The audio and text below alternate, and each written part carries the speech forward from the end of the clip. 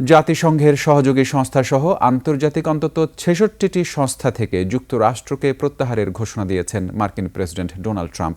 এর মধ্যে রয়েছে জাতিসংঘের জনসংখ্যা তহবিল UNFPA এবং আন্তর্জাতিক জলবায়ু আলোচনা পরিচালনাকারী জাতিসংঘের framework convention on climate change UNFCCC।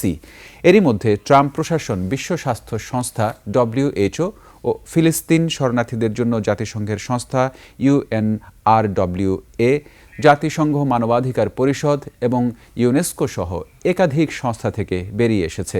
নতুন সিদ্ধান্তের ফলে জাতিসংঘের বিভিন্ন কর্মসূচি ও কর্মী সংখ্যায়ও কাটছাঁটের প্রভাব পড়ছে।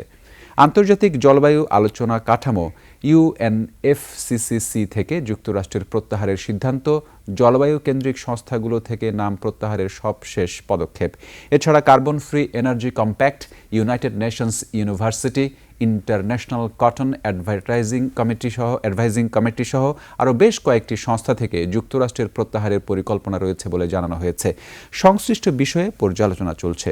ট্রাম্প প্রশাসন জানায়, এই সংস্থাগুলোর অনেকগুলোই অপ্রয়োজনীয় এবং এগুলোর অব্যবস্থাপনা যুক্তরাষ্ট্রের সার্বভৌমত্ব ও স্বার্থের পরিপন্থী।